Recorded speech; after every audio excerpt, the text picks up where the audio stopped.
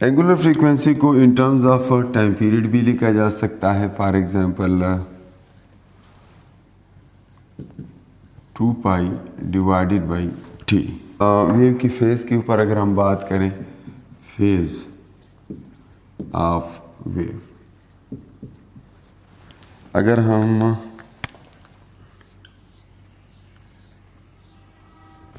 दो waves for example एक string के अंदर कंसीडर कर लें और इसके डिफरेंट पॉइंट्स की बात करें, ये मैं उस वेव के ऊपर डिफरेंट पॉइंट्स मार्क कर लेता हूँ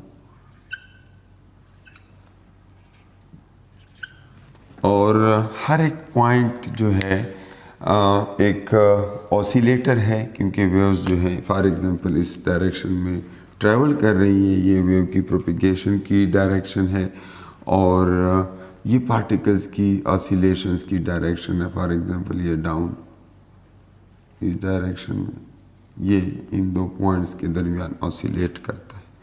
तो ट्रांसवर्स एक वेव मैंने कंसीडर की और इसका एम्पलीट्यूड जो है यहाँ से यहाँ तक, इसको एम्पलीट्यूड कहा जाता है। लेट सपोज मैं इसको वाई नॉट से शो करता हूँ और ये एम्पलीट्यूड है।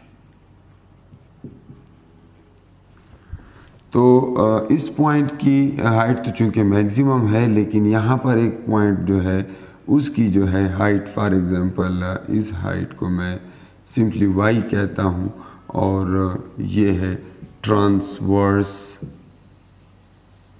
डिस्प्लेसमेंट। तो किसी वेव की ट्रांसवर्स डिस्प्लेसमेंट यानी वेव के ऊपर मौजूद किसी पार्टिकल की इक्विलिब्रियम पोजीशन से जो डिस्प्लेसमेंट होती है, उसको मैं एक वेव के तौर पे एक मैथमेटिकल फॉर्म उसकी लिख सकता हूँ, जिसको वाई नॉट साइन के एक्स माइनस ओमेगा टी, इससे मैं रिप्रेजेंट कर देता हूँ। वाई नॉट जो है उस पार्टिकुलर वेव का एम्पलीट्यूड है, के जो है ये 2 पाई डिवाइडेड बाई लैम्डा एक्स, ये हमें उस पार्टिकल की पोजीशन के बारे में इंफॉर्मेशन देता है। फॉर एग्जांपल वो पार्टिकल इस पूरी वेव के अंदर जो है बहुत सारे पार्टिकल्स हैं और किसी पार्टिकुलर पार्टिकल की जब आप पोजीशन बताते हैं तो आपको ये भी बताना है कि जी किस पोजीशन पे, यानी कौन से पार्टिकल की बात हो रही है। पार्टिकल ए की बात हो रही है, पार्टिकल बी की बात हो रही है, पार्टिकल सी की बात हो रही है, किस पार्टिकल की बात हो रही है ये भी मेंशन करना ज़रूरी होता है। तो ये हर एक की अपनी एक पोजीशन है। ये फॉर एग्जांपल एक्स डायरेक्शन है ना, तो हर एक की अपनी एक पोजीशन है हर पार्टिकल की। तो मैं जिस पार्टिकल की ट्रांसवर्स डिस्प्लेसमेंट की बात कर रहा हूँ, यहाँ पर x उस पार्टिकल की जो है पोजीशन होगी और k जो है इसको हम वेव वेक्टर कहते हैं या वेव नंबर कहते हैं। बहरहाल ये स्पेशल पार्ट है।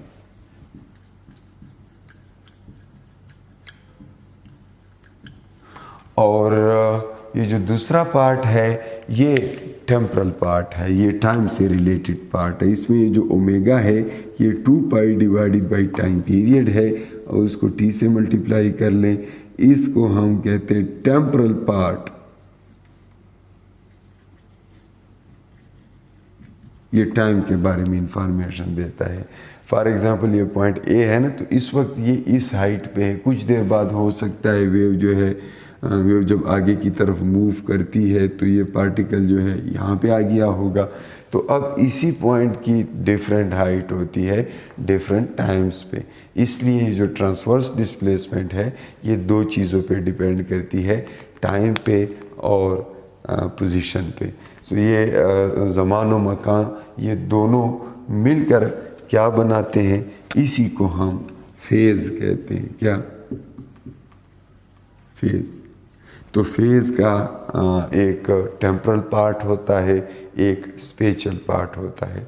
तो जो दो वेव्स अगर हम बात करें ना, दो वेव्स की कि उनमें फेज़ का फ़र्क है, तो या वो टाइम में एक दूसरे से आगे पीछे होते हैं या वो स्पेस में एक दूसरे से आगे पीछे होते हैं। अगर हम कहते हैं किसी पॉइंट पर दो वेव्स आपस में मिलती हैं और उसमें इतना फेज़ डिफरेंस है, तो वो फेज़ डिफरेंस जो दो वेव्स में या किसी पॉइंट पर जो ट्रांसवर्स डिस्प्लेसमेंट है उसमें जो फेज़ डिफरेंस होता है, उसका असल मतलब यही है कि या तो वो स्पेस में एक दूसरे से आगे पीछे हैं या वो टाइम में एक दूसरे से आगे पीछे हैं। तो ये दोनों चीज़ें वेव की फेज़ के अंदर मौजूद होती हैं। अब अगर हम फेज़ डिफरेंस की बात करें,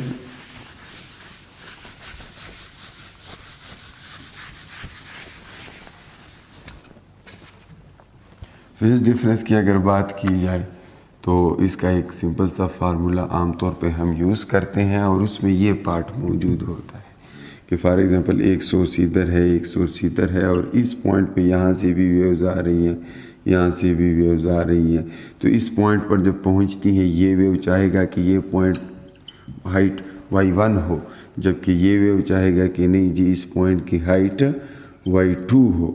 अब क्या ये वेव उसको ऊपर ले जा रहा है या उस पॉइंट को नीचे ले जा रहा है या मतलब इसकी क्या पोजीशन है, तो इसके लिए हमारे लिए ये इम्पॉर्टेंट हो जाता है कि हमें इन दोनों का फेज़ डिफरेंस मालूम हो, क्योंकि ये फेज़ डिफरेंस से पता चलेगा। अब वो फेज़ डिफरेंस कैसे हम मालूम करते हैं, ज़ाहिर है इसका पाथ कुछ और है, इसका पाथ है x1, इसका पाथ है x2, इन दोनों पाथ में डिफरेंस है and that is delta x। तो डेल्टा x अगर पाथ डिफरेंस है तो k के साथ मल्टीप्लाई कर दें और हमें फेज़ डिफरेंस मिल जाता है। k क्या है, कुछ देर पहले भी मैंने कहा कि ये वेव नंबर है 2 पाई डिवाइडेड बाई लैम्डा और डेल्टा x के साथ मल्टीप्लाई कर लें।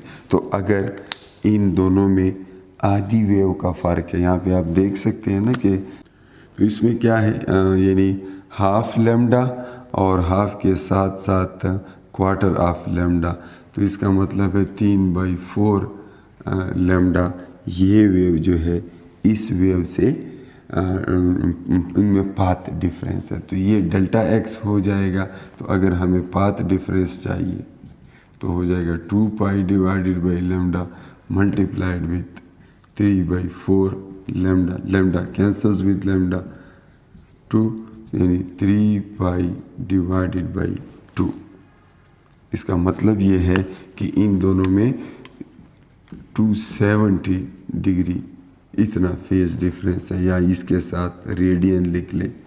तो फेज़ डिफरेंस फाइंड करने का तरीका ये है कि पाथ डिफरेंस को 2 पाई डिवाइड बाई लैम्डा से मल्टीप्लाई करें, दैट्स वेरी सिंपल रूल।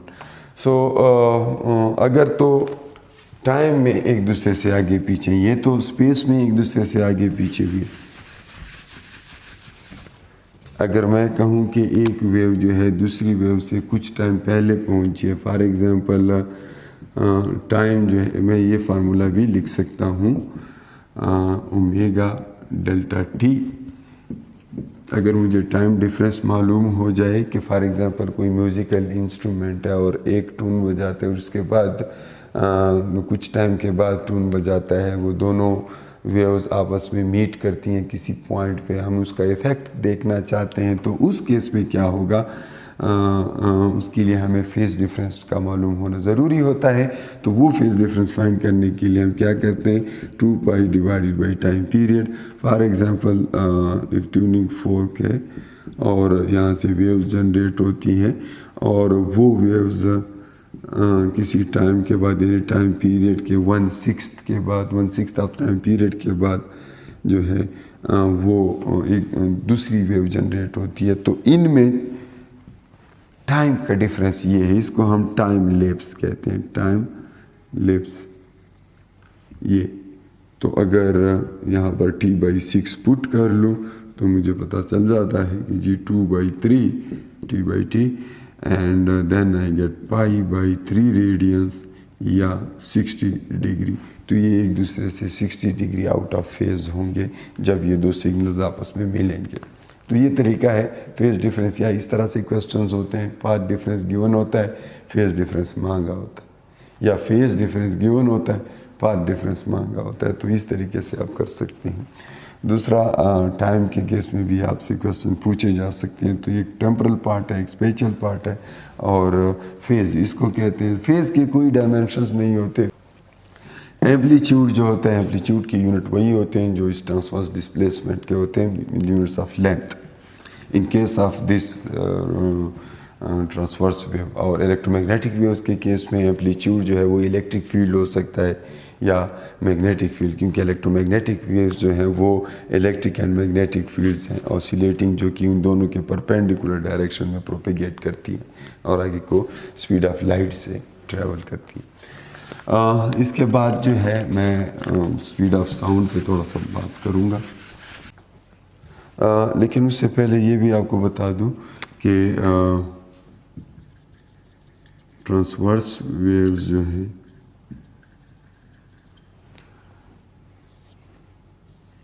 जब डेंसर टू रियर जाती हैं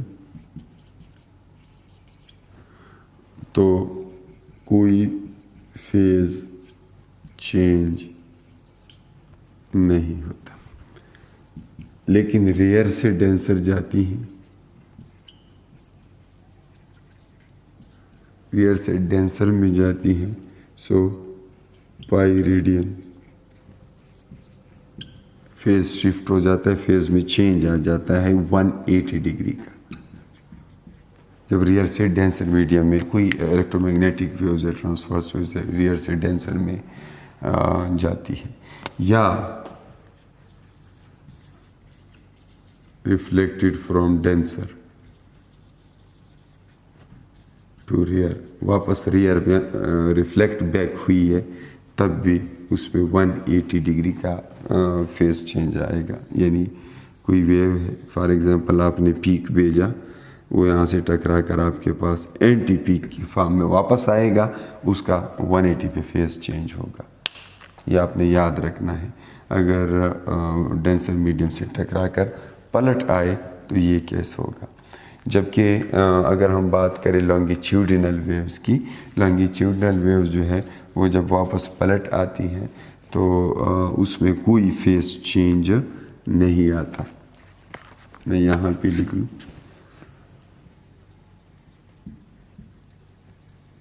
लॉन्गिट्यूडिनल वेव्स। इसमें पहले ये याद रखें कि डेंसर टू रेयर ये, और रेयर टू डेंसर ये इससे डिफरेंट है। ये डेंसर टू रेयर जाएगा तो पाई रेडियन का उसमें चेंज आएगा, और रेयर टू डेंसर जाएगा नो चेंज, फेज में कोई चेंज नहीं आएगा। जबकि अगर हम बात करें रिफ्लेक्शन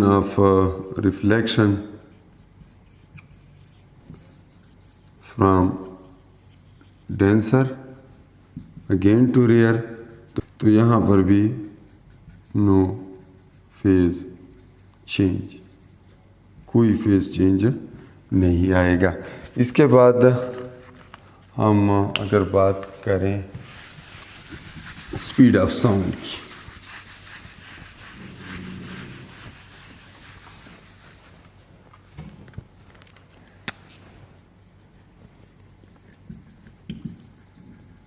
तो स्पीड ऑफ साउंड के दो फार्मूले आपकी टेक्स्ट बुक में भी मौजूद हैं। एक न्यूटन का, न्यूटन ने क्या किया, उसने स्पीड ऑफ साउंड कैलकुलेट करने के लिए, जाहिर है फार्मूला तो कुछ देर पहले हमने लिखा भी था, E divided by rho longitudinal के लिए ये बनता है। तो न्यूटन ने क्या किया, न्यूटन ने आइसोथर्मल कंडीशंस एज्यूम की। उसने कहा कि जी मीडियम जो है, जब उसमें से साउंड वेव्स एयर में से जब पास होती हैं तो उस एयर की प्रॉपर्टीज़ आइसोथर्मल होती हैं, एक्सपेंशन भी होती है, कंप्रेशन भी होती है during the propagation of sound. लेकिन उस कंप्रेशन और एक्सपेंशन के नतीजे में जो हीट जो टेम्परेचर चेंजेस आती हैं वो चेंज इन टेम्परेचर ज़ीरो होता है, क्योंकि जब वो एक्सपेंड होके जब वो गैस एक्सपेंड होती है तो इन्वायरमेंट से वो हीट ले लेता है ताकि उसका टेम्परेचर कम ना हो, और जब वो कंप्रेस होता है तो तब वो इन्वायरमेंट को हीट दे देता है ताकि टेम्परेचर उसका ज़्यादा ना हो। लेकिन बहरहाल ये न्यूटन ने इज्यूम किया था कि ऐसा होता है, हीट का एक्सचेंज होता है एक्सपेंशन और कंप्रेशन के दौरान between the medium and the surrounding. लेकिन मसला क्या था, उसने ये कैलकुलेशन की तो उसके पास आइज़ोथर्मल जो है, आइज़ोथर्मल इलास्टिसिटी, मीडियम की आइज़ोथर्मल इलास्टिसिटी जो है बिल्कुल प्रेशर की इक्वल उसने इज्यूम की, और इस तरह करने से उसने इलास्टिसिटी की जगह न्यूटन ने प्रेशर की वैल्यूज़ पुट की, और वो बैरोमीटर से उसने ली रो जी एच स्टैंडर्ड टेम्परेचर प्रेशर पे आप जानते हैं, तो वो स्टैंडर्ड प्रेशर की वैल्यू जो है वो उसने एज्यूम की, और उसका जो फार्मूला था दैट इज़ उसके मुताबिक V is equal to rho ji H.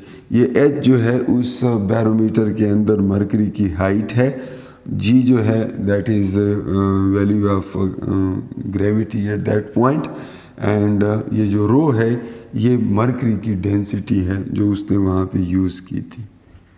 और यहाँ पर डिनोमिनेटर में डेंसिटी है ये एयर की, क्योंकि ये एयर में स्पीड ऑफ साउंड उन्होंने कैलकुलेट की थी। और इस फार्मूला से ये वैल्यू जब हम पुट कर ले, रो की वैल्यू, जी की वैल्यू, एच की वैल्यू उन्होंने पुट की थी, उसके पास ये फार्मूला, ये रिज़ल्ट आया था 281 मीटर्स पर सेकेंड। ये न्यूटन का रिज़ल्ट था। अब जो एक्सपेरिमेंटल वैल्यू है,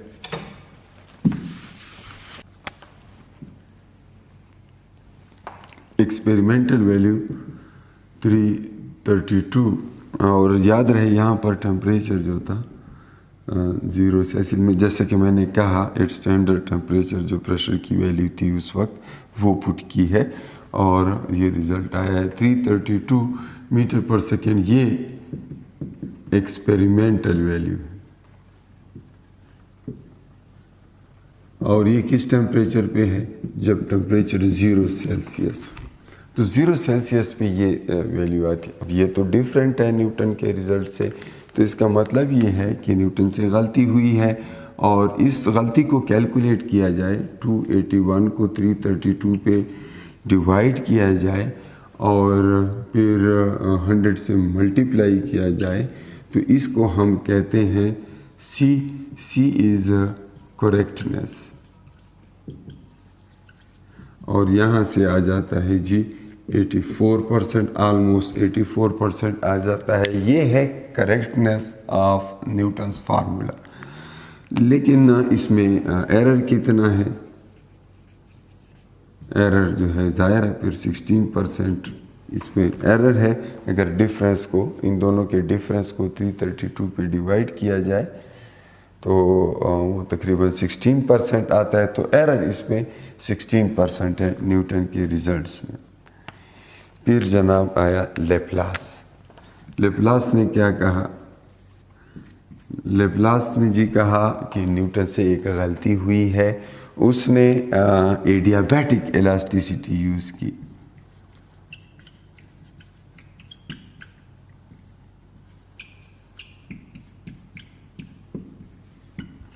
एडियाबैटिक किस तरह, उसने कहा कि जी ये जो साउंड जब किसी मीडियम में से पास होता है तो फ्रीक्वेंसी बहुत ज़्यादा होती है, तो ये फास्ट रिएक्शन है, ये आइज़ोथर्मल नहीं हो सकता। आइज़ोथर्मल रिएक्शन स्लो रिएक्शंस होती हैं, और ये तो फ्रीक्वेंसी तो साउंड की बहुत ज़्यादा होती है, तो इसलिए तेज़ी से मीडियम एक्सपेंड भी होता है, कंप्रेस भी होता है, तो इस दौरान टेम्परेचर में उतार चढ़ाव आता है। ऐसा नहीं है कि टेम्परेचर कांस्टेंट रहता है, क्योंकि हीट के एक्सचेंज के लिए टाइम नहीं मिलता।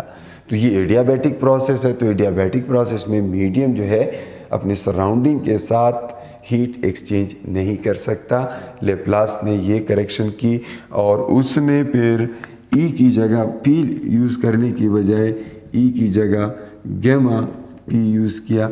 गेमा जो है that is the ratio of specific heats at constant pressure to that of specific heat at constant volume.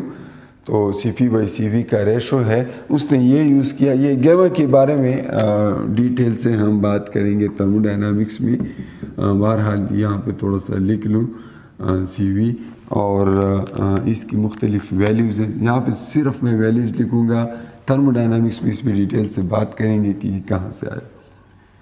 गेमा इज़ 1 या तो इसको 5/3 लिखें या 1.68 लिखें।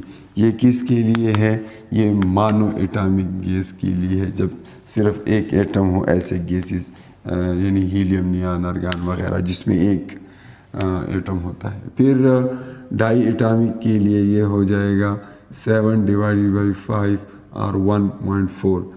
ये डाई एटॉमिक के लिए जिसमें दो एटम्स होते हैं। याद रहे ऐसे आपके पास बहुत सी गैसेस हैं, ऑक्सीजन है, हाइड्रोजन है, ये सारे डाई एटॉमिक हैं। फिर पॉलीएटॉमिक इसमें 3 या इससे ज़्यादा हो सकते हैं, उनके लिए ये वैल्यू हो जाएगी इट्स 4/3 एंड अराउंड अबाउट 1.3 और 1.29। तो गेमा जो है ये किस चीज़ के लिए है? ज़्यादा एटम्स के केस में इसकी वैल्यू कम है, सिर्फ एक एटम के केस में इसकी वैल्यू ज़्यादा है। तो ये फ़िलहाल इतना ही याद रखें ताकि अगर कोई क्वेश्चन इस पे आ जाए तो इस पर्टिकुलर केस में आपको पता हो कि मानो एटॉमिक, डाई एटॉमिक और पॉली एटॉमिक में इसकी वैल्यू क्या है। बाकी थर्मोडायनामिक्स में डिस्कस करेंगे। इस को मज़ीद अगर उस फार्मूला के अंदर पुट कर लेना तो V का ये फार्मूला आ जाता है जी, gamma times rho GH divided by air. So इससे उन्होंने जो रिज़ल्ट ऑब्टेन किया that was 333 metre per second, और ये भी 0 सेल्सियस पे या 273 केल्विन पे। तो स्टैंडर्ड टेम्परेचर पे उसने ये रिज़ल्ट ऑब्टेन किया। और अब आप देख सकते हैं it is very much similar to that of experimental results. Experimental result और ये तकरीबन सेम है। तो लेप्लास ने सही करेक्शन की है। लेप्लास के फार्मूला के मुताबिक आप देख सकते हैं 99.9% उनके रिज़ल्ट सही आए हैं। तो एक्चुअली जो है एयर जो है एडियाबैटिकली बिहेव करती है जब उसमें से साउंड पास होती है। और अब इसमें मज़ीद ये देखना है कि स्पीड किन किन चीज़ों पे डिपेंड करती है। Dependence of speed of sound on different factors. तो ये आपको पता होना चाहिए कि स्पीड जो है वो डेंसिटी के इन्वर्सली रिलेटेड है, स्क्वायर रूट ऑफ डेंसिटी के। ये डेंसिटी स्पीड जो है वो मोलर मास के इन्वर्सली रिलेटेड है। ये सारी चीज़ें मैं लिख लेता हूँ, बस ये याद रखने हैं टू द पॉइंट। स्पीड जो है वो ह्यूमिडिटी के डायरेक्टली रिलेटेड है। ह्यूमिडिटी होती है तो चूँकि हवा में एयर वेपर ज़्यादा होते हैं, सो ड्राई एयर की जो डेंसिटी होती है वो ज़्यादा होती है ह्यूमिड एयर से,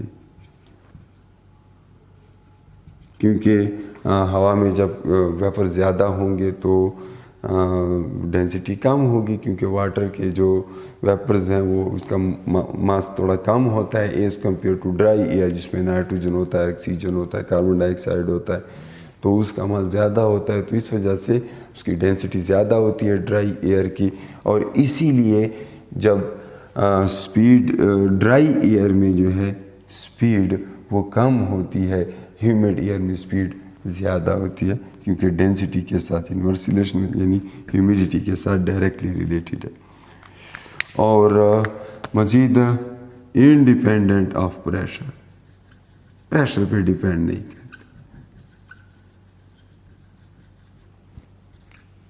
तो प्रेशर 1 एटमॉस्फेयर है या 10 एटमॉस्फेयर है, स्पीड ऑफ साउंड को इफ़ेक्ट नहीं कर पाता, ये आपको पता हो। टेम्परेचर के साथ इसका अगर आप रिलेशन देखें,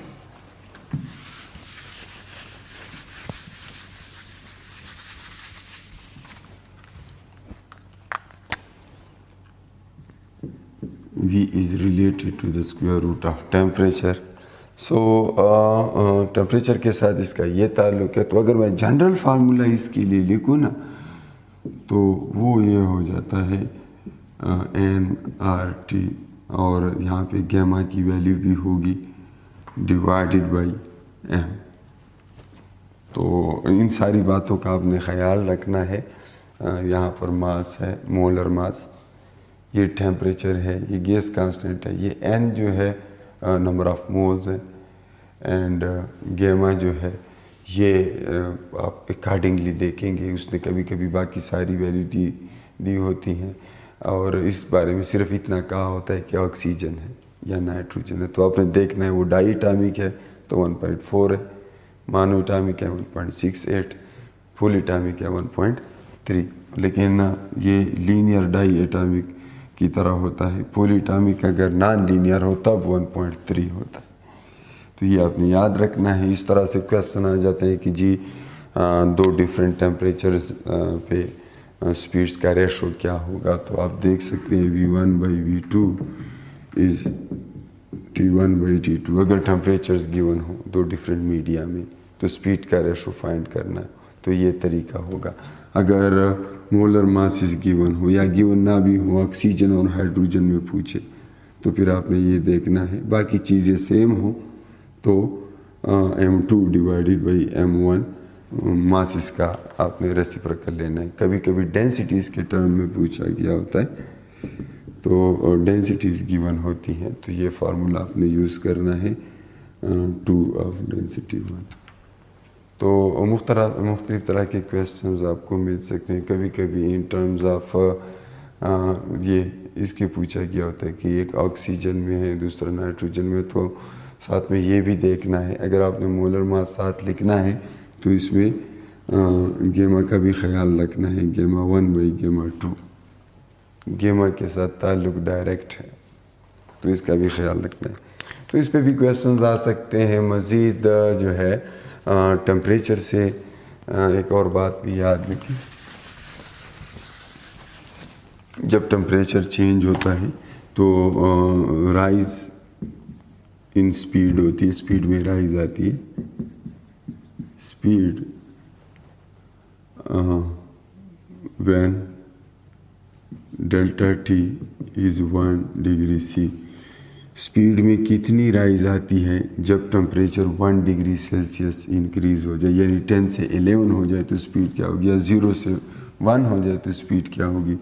तो v के अंदर जो चेंज आती है that is 0.61 metre per second और 61 सेंटीमीटर पर सेकेंड, ये स्पीड में इंक्रीज़ आ जाती है। तो फार्मूला ये होता है कि 0 सेल्सियस पे 332 है, 20 सेल्सियस पे क्या होगा। तो आप ये करेंगे कि v is equal to V0 जो ओरिजिनल था 0 पे था प्लस 0.61 और जो भी सेल्सियस में टेम्परेचर दिया गया होता है उसके साथ मल्टीप्लाई करें। फॉर एग्ज़ाम्पल 20 पे मांगा है तो यहाँ पर 332 लिखें, 0.61 और 20 के साथ मल्टीप्लाई करें, तो यहाँ से आ जाता है जी 332 प्लस इसको 2 से मल्टीप्लाई करें तो ये आता है 112.2 और इसमें ऐड कर दें तो ये आ जाता है जी 344.2 मीटर पर सेकेंड। ये किस टेम्परेचर पे हमने फाइंड कर लिया है, 20 पे, और ये 0 पे था 332। तो इस तरह आपको मुख्तलिफ टेम्परेचर दिए जा सकते हैं और आपसे कहा जा सकता है कि अब क्या स्पीड होगी। तो इस तरीके से करेंगे। 332 0 का है और बाकी उसका क्लियर। और फिर कभी इस तरह भी क्वेश्चंस हो सकते हैं कि एक नई वेलोसिटी जो है वो ओरिजिनल का n टाइम्स है। यानी वो कहते हैं कि जी पहले एक टेम्परेचर पे वेलोसिटी v थी और फिर जब टेम्परेचर चेंज हुआ तो वेलोसिटी nv हो गई। नया टेम्परेचर क्या होगा? सो t फाइनल जो है या टी डैश में ये कह दूंगा, टी डैश जो नया टेम्परेचर है जब उसकी वेलोसिटी v डैश हो गई वो ओरिजिनल टेम्परेचर का कितना होगा? तो इसका फार्मूला बड़ा सिंपल है, n²t। यानी मैं कहता हूँ ना कि 340 एक टेम्परेचर पे स्पीड है, तो अगर स्पीड 680 हो जाए, यानी 340 को मैंने डबल कर लिया, 680 हो जाए तो टेम्परेचर क्या होगा? तो नया टेम्परेचर जो है चूँकि मैंने डबल कहा है तो 2² हो जाएगा और ओरिजिनल टेम्परेचर के साथ में मल्टीप्लाई करूँगा। तो इस पे मैं एक क्वेश्चन बता देता हूँ, लेकिन एक बात याद रहे कि ये केल्विन्स में होना चाहिए। मैं एक एग्जांपल देता हूँ। फॉर एग्जांपल स्पीड है हमारे पास 20 सेल्सियस पे, 20 सेल्सियस पे या 20 पे हमने ये देखा है 344 है और आपसे कहा जाता है कि जी किस टेम्परेचर पे ये स्पीड हो जाएगी 688। तो आप वो टेम्परेचर बताएं, नया टेम्परेचर, ये टी डैश आपसे मांगा है। तो इसका फार्मूला ये होगा, क्योंकि ये इसका डबल हो गया है तो यहाँ पर n पहले फाइंड कर लें, v डैश बाई v से। n is new velocity divide by original velocity. मैंने यूनिट नहीं लिखे, मीटर पर सेकेंड। बहरहाल जब रेशो लेंगे तो यहाँ से 2 आ जाता है। अब n2 है तो नया जो टेम्परेचर होगा वो 2 मल्टीप्लाइड विद ओरिजिनल टेम्परेचर। अब ओरिजिनल टेम्परेचर तो 20 सेल्सियस था, लेकिन आपने इसको केल्विन में चेंज करना है। इसमें 273 ऐड कर दें एंड यू गेट 293 केल्विन। तो यहाँ पर 293 केल्विन लिखेंगे और यूँ आपके पास रिजल्ट आ जाएगा। तो 2 ज़र 6 9 2 ज़र 18 2 ज़र 4 × 5 586 केल्विन ये नया टेम्परेचर है। इतना टेम्परेचर बढ़ गया है तब स्पीड डबल हो गई है।